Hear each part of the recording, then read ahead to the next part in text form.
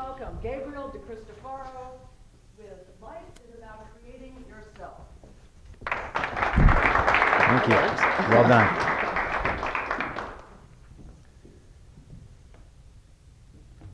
Life isn't about finding yourself. Life is about creating yourself. I discovered that when I got married, when my father-in-law sent me this as a gift. Maybe some of you are lucky. I'm not very close to my father-in-law. He seems like a good guy, but this was substantial for me. Life is about creating yourself. And that's what I want to talk to you about today. First, I want to talk to you about the neuroscience of how we actually create ourselves, from when we're a child and what we do now. Then I'm going to share a story about an audition at Friends I had in my acting career that illuminated how I was and was not creating myself. And then third, I'm going to challenge you this morning to take yourself on and create yourself a little bit further than maybe you've been going for. Now, I want to be clear, this speech is not for people who are status quo. You like your life, you're relaxed, you should put on a snooze, put on some earmuffs and cover up. No, this is for people who wake up in the morning or in the middle of the afternoon after they've gotten through their morning haze and they crave something bigger, something strong in life. You see it in yourself. You wonder, where is it? Neuroscience. 0 to 8 years old, when we are very small, our biggest impressions are paternal and maternal role models. They don't have to be the exact biological, just who you've chosen for male role models. They say the world is tough and you agree with it, or you disagree with it. That gets stuck back in here in the brainstem, in the neuron base of really what drives most of us later. But we don't realize that we're stopped often by that neurological formation when somebody might have said to you, "That's a dumb idea." What would you ever do something like that for? Your sister's much better at it than you are. Statements like that barrage growing up as children, all over the place. I was inspired to bring that up because I read a letter the other day in the news. A school sent a full letter telling kids, your greatness is not about this test score. So before you open the envelope, make sure you understand your greatness is just in you, and you're great just trying and putting out effort. So you might want to know who I am. Who am I? I'm Gabriel DiCristofaro. I'm not famous, and I'm not up here telling you that I'm great, I'm perfect. I'm full of flaws like everybody else. But what I have done for 20 years is face my fears. Public speaking, being on a stage, crippled as a youth when I had to sing the "Oh, Star of Wonder" in the play. I was very shaky, I couldn't breathe. Now, I don't have to ask anybody watching or listening, are you afraid of public speaking? People would rather be in the casket than get up and deliver the eulogy, most people say. I won't have that cripple me. And today I want to inspire you that I think if it stops you at all, you need to knock it out of the way and stand up strong for yourself. So I take you. The amygdala, the medulla, right here. When they tell you that you cannot do something, that's when you're creating yourself, when you choose a different outcome. When it says, you're not bright enough, you're not smart enough, you're not strong enough, you're not thin enough. Anybody hear some bell rings? I see some faces out there responding. Those uncomfortable laughters, right? I have that when I look in the mirror sometimes and I say, am I really living my full potential? I'm 6'2". I got a healthy body that's rocking in the world. I see other people, and then I'm told about someone like Helen Keller who wrote a book while she was blind. Am I really living to my full potential? I ask you the same question. What do you really have that's great in you? What's special? What's that dream that scares you? I take you back to Friends. Take you back, I was young, I was in my 20s. Friends, anybody? Show, Friends? Remember the show? Anybody? Oh, not very many. Oh, okay, so, okay, great, we're good. I appreciate it, the ensemble was good, it reminded me of live theater. A lot of times it was great to watch it with the ex-girlfriend because we could then open up conversations that were like, you kind of do that sometimes. And, that type of stuff. So Phoebe, this is the setup of the audition.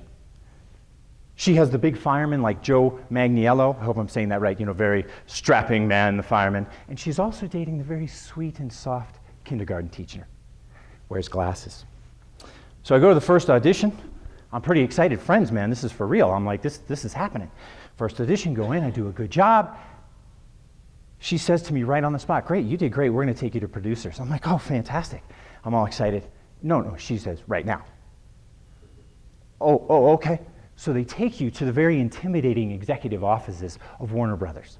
You go into the room. It's Marta and David. They're the producers of the show. Very friendly people. I do a great job. And there's this moment because Phoebe at the end of the show goes to the kindergartner because he's not quite as buff. So she's going to break up with him. But she goes in the room and he's painting and he turns around and he's this like 8-pack kind of cut guy, but he's just thinner. I'd been working out a lot. I'd been rollerblading, so it was a good opportunity.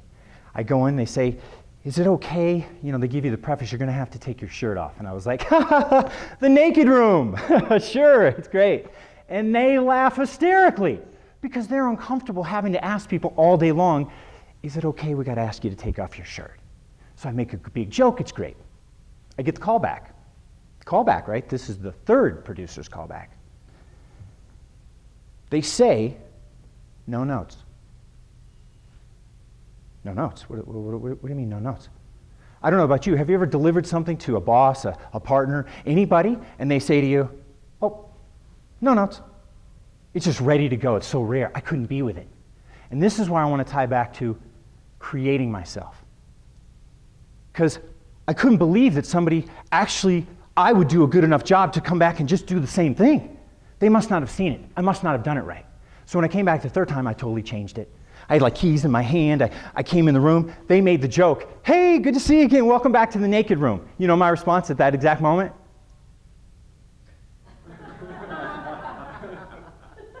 Naked room. My subconscious, naked room. I don't remember naked. It was dead. I felt sorry for them when I saw their faces. They were so disappointed. Because when I went in the first time, I created myself. The second time, I went to find myself in them, right? And years later, I learned the lesson, it's not just about me. They're producers running a multi-million-dollar show with huge networks and family behind it. They need to see somebody consistent. That was the simple lesson I learned later when I learned how to create myself. Anyway, after that big loss, I started doing things to stretch myself, because my voice was my tool. So I did 2 years of stand-up comedy. Anybody? Consider that terrifying? It is. It is like that. And I did it anyway. Then I got into personal development. I started facilitating groups of people that were into personal growth, taking myself on, thinking that I could be even that level of somebody that somebody else would get inspired by. You must be out of your mind, that's nuts. However, other people saw it in me, so I was like, okay, 10 years. Dating coaching with my wife. I've been doing it 8 years now. What I discovered, the real secret to who I want to create myself as, is helping others. The real secret, now I'm going to pass it to you.